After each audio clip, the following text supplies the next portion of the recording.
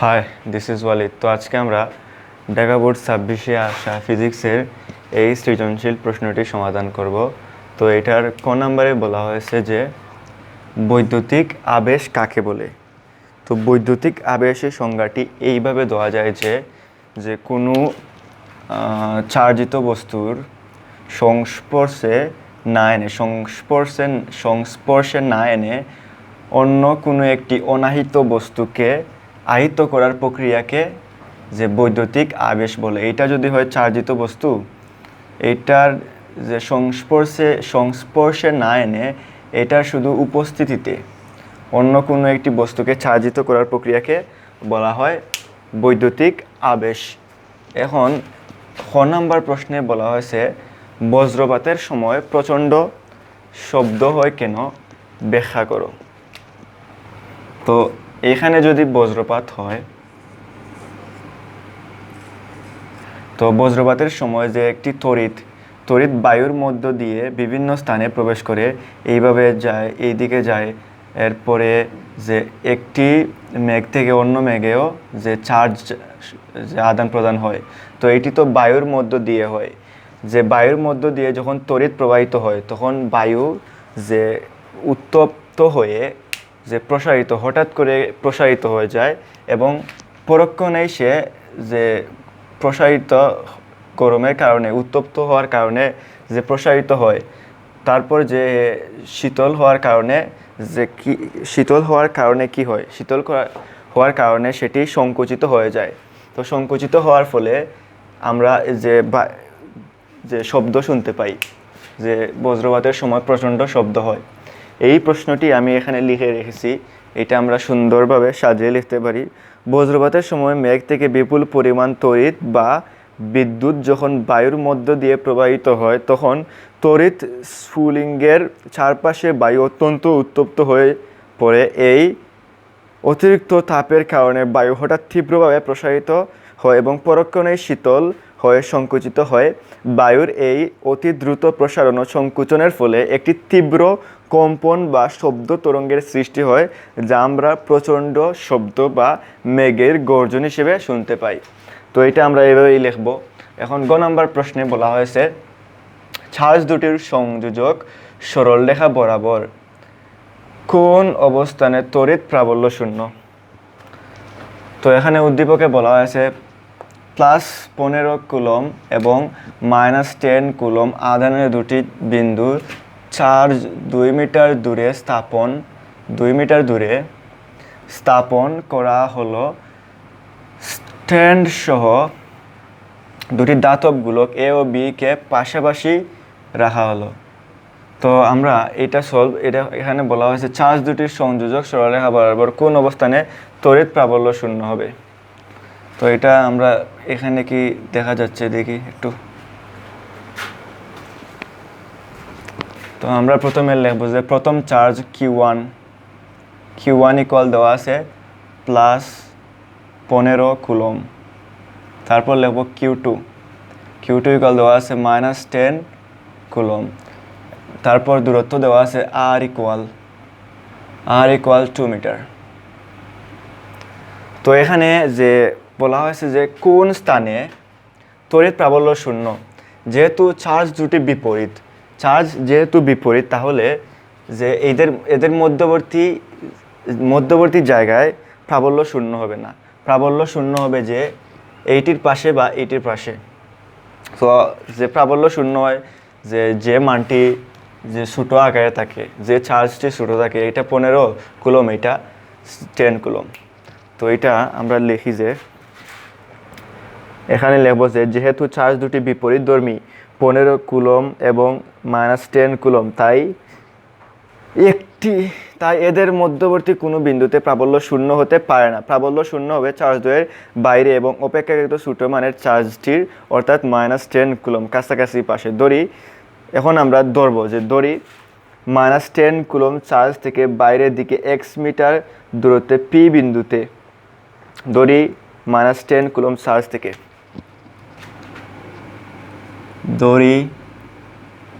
-10 coulomb charge থেকে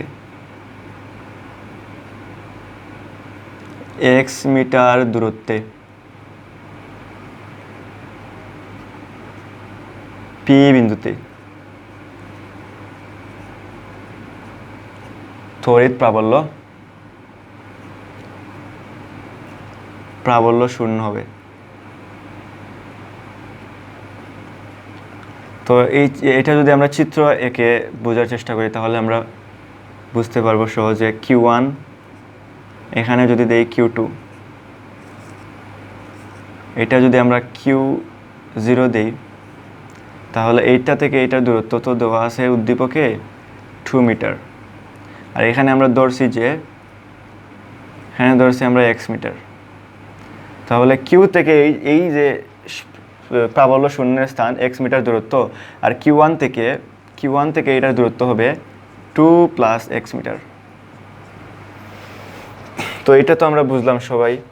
এখন আমরা লিখতে পারি যে U1 equal k into Q1 divided by যে দূরত্ব, যে Q1 এর দূরত্ব তো 2 + x দেব। আগে আমরা দূরত্ব দিয়ে দিই, দূরত্ব ইকুয়াল r। এটা যদি আমরা মান বসাই k আমরা রেখে দেব, তারপর সমীকরণ আকারে নিলে উভয় পাশে কেটে যাবে। তো Q1 এর মান বসাই, Q1 এর মান 15, r এর মান আমরা পেলাম 2 + x। তো এটা আমরা পেলাম, এই যে এখানে হবে স্কোয়ার। তো প্রথম E1 আমরা পেয়ে গেলাম 15 ডিভাইডেড বাই 2 + x স্কোয়ার। এখন আমরা লিখব যে E2 সেম টু সেম, এখানে হবে শুধু Q2 আর স্কোয়ার। Q2 এর মান -10 আর স্কোয়ার তো x স্কোয়ার। তো এটা আমরা পেয়ে গেলাম। ও -10 তো এখানে হবে না। এখন আমরা লিখব যে শর্তানুসারে, রেকর্ডিং কি হচ্ছে,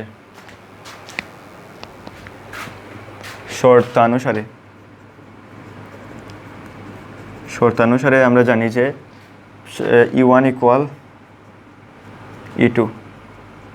এখানে যদি আমরা মান বসাই, E1 এর মান পেয়েছি k 2 + x, এটা আমরা পেয়েছি E2 এর মান পেয়েছি 10 ডিভাইডেড বাই x স্কোয়ার। এখন এই পাশের k আর এই পাশের k কেটে যাবে, এখানে k আমি তো দেই নাই, এই পাশের k কেটে যাবে, এখানে থাকবে 15 ডিভাইডেড বাই 2 + x। এখানে আমরা একটি শর্টকাট লিখতে পারি যেহেতু আমাদের জায়গা স্বল্প। এই যে এই দিকের 15 আর এই দিকের 10, এই 10কে যদি আমরা 2 দিয়ে ভাগ দেই আর এই যে 5 দিয়ে এটারে ভাগ করলে এখানে হবে 2, এটা যদি আমরা 5 দিয়ে ভাগ করি এখানে হবে 2, এখানে হবে 3, এখানে আমরা 3 লিখতে পারি 2 + x হোল স্কোয়ার, এখানে হবে 2x স্কোয়ার। এখন আমরা উভয় পাশে যদি বর্গমূল করি তাহলে এখানে হবে √3 আর এখানে 2 + x বর্গমূল। এখন এখানে হবে গিয়ে √2x। তো এখন আমরা যে আড়াআড়ি গুণ দেব এইদিকে, তো এইটার সাথে গুণ হলে √3x হবে, আর এইটার সাথে গুণ হলে 2 × √2 × 2 + x। তো আমরা এখানে লিখি, এখানে তো এটাকে আমরা যদি ক্যালকুলেটরে বসাই, ওয়েট আ সেকেন্ড,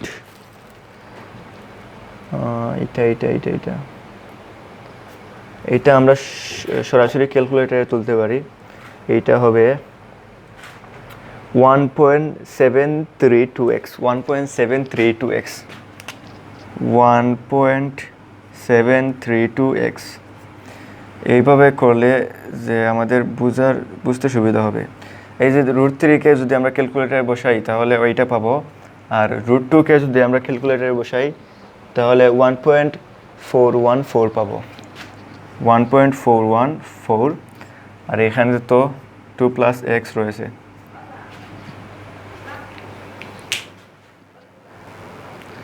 তো এখানে হবে 1.14 × 2। একটু আমি চেক করে নেই। এখন আমরা যে 2 দিয়ে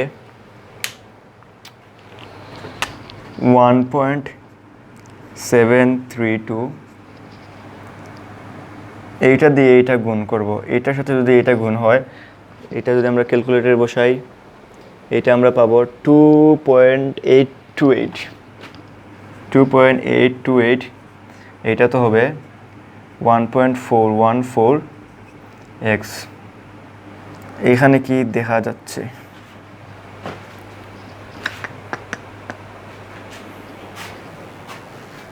না, এখানে তো দেখা যাচ্ছে না, একটু উপরে লিখতে হবে। এখানে লিখি, এখানে তো x হবে, তো এই যে x গুলো যদি এক পাশে আনি 1.732x, এটা এদিকে প্লাস ছিল, এদিকে আসলে মাইনাস হবে 1.414x। এটা হবে, এটা তো জায়গায় থাকবে।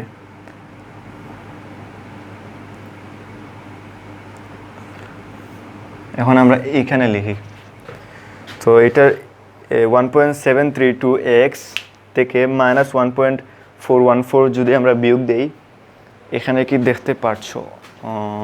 ঠিক আছে, এটা যদি আমরা বিয়োগ দিই আমরা পাবো এটা 0.318x, 0.318x ইকুয়াল 2.828, ঠিক আছে।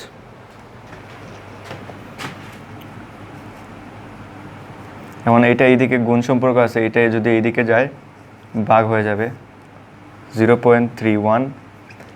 এইটা যদি আমরা ক্যালকুলেটরে বসাই, এইটা আমরা ক্যালকুলেটরে বসালে 8.89 মিটার, 8.89 মিটার। তো x এর মান আমরা পেয়ে গেলাম এইখান থেকে 8.89 মিটার, 8.89 মিটার দূরে যে তাদের তড়িৎ প্রাবল্য শূন্য হবে।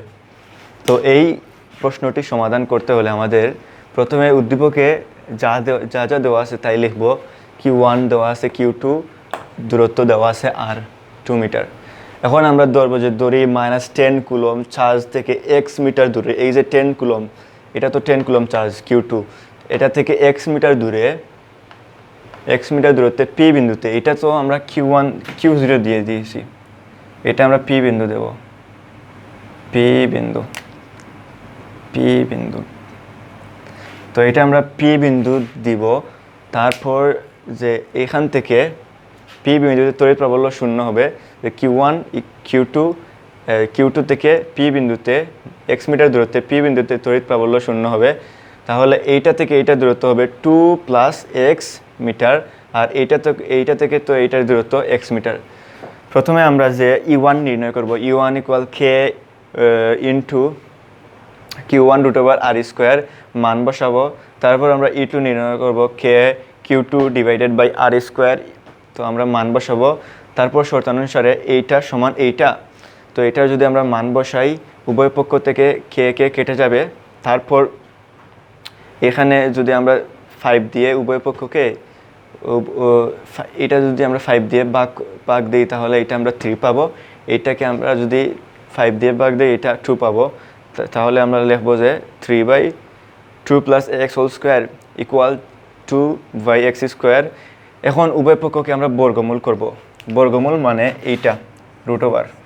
তো এটা যদি আমরা √ওভার করি, এই যে 3/2 + x² √a এবং স্কোয়ারে কেটে যাবে, আর এটা তো এটা √ওভার থাকবে, তো √a এবং স্কোয়ারে কেটে যাবে, এটা উভয় পক্ষকে √ওভার, √a এবং স্কোয়ারে কেটে যাবে, আর এটা তো √ থাকবে, এইটা সমান √a² কেটে যাবে আর এটা √ থাকবে। তারপর আমরা যে আড়াআড়ি গুণ করব। তো এটা যদি আমরা আড়াআড়ি গুণ করি, এটা থাকবে 3√3x আর 2 × 2 + x। তারপর আমরা যে এই যে √3 আর √2কে যদি আমরা ক্যালকুলেটারে বসাই তাহলে এইটা পাবো।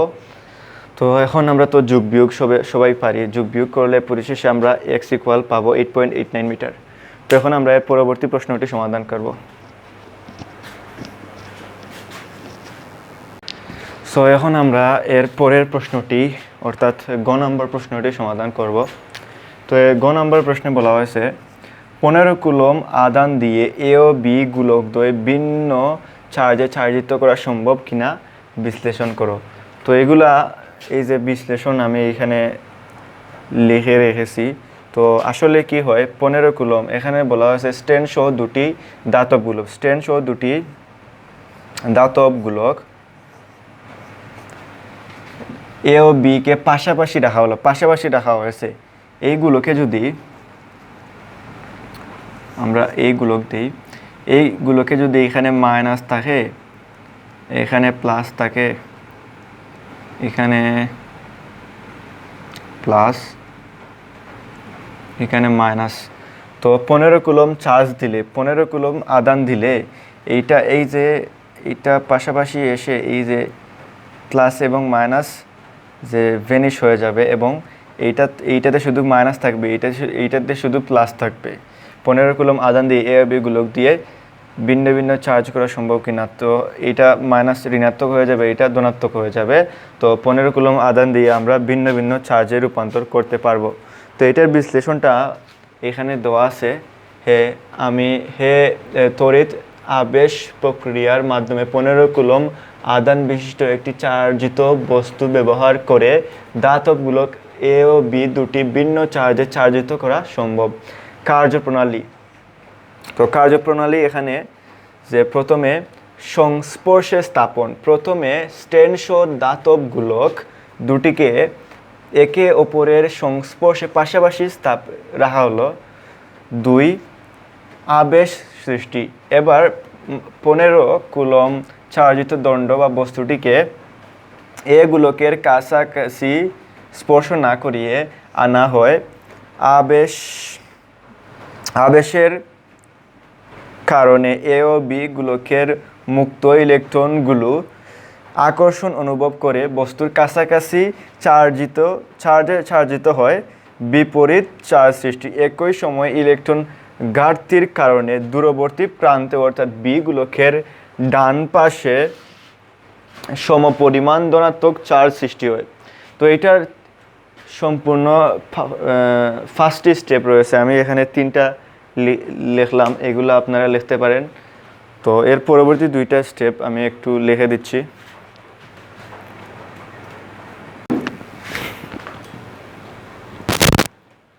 সো সর্বশেষ 2টি স্টেপগুলা আমি এখানে আপনাদের লিখে দিয়েছি। এখানে 4 নম্বর পৃথকীকরণ। চার্জিত বস্তুটিকে যথাস্থানে স্থির রেখে গোলক দুটিকে সামান্য দূরে সরিয়ে একে অপরের থেকে আলাদা করে দেওয়া হয় স্থায়ী চার্জ। সবশেষে প্লাস 15 কুলম চার্জিত বস্তুটিকে সরিয়ে নিলে এগুলোকে ধনাত্মক চার্জ সুষমভাবে ছড়িয়ে পড়ে। অতএব উদ্দীপকের প্লাস 15 কুলম আদান দিয়ে গোলক দুটিকে ভিন্ন ও বিপরীত চার্জে চার্জিত করা সম্পূর্ণরূপে সম্ভব। তো এই ফার্স্ট স্টেপ দিলে আমাদের এইটার উত্তর হয়ে যাবে। আর একটু যে বুঝিয়ে সুঝিয়ে দেবেন এইটা, যে এইটা ঋণাত্মক হয়ে যাবে, এইটা ধনাত্মক হয়ে যাবে। তো এই ছিল আজকের সৃজনশীল প্রশ্নটির সমাধান। তো দেখা হবে আপনাদের সাথে পরবর্তী ক্লাসে।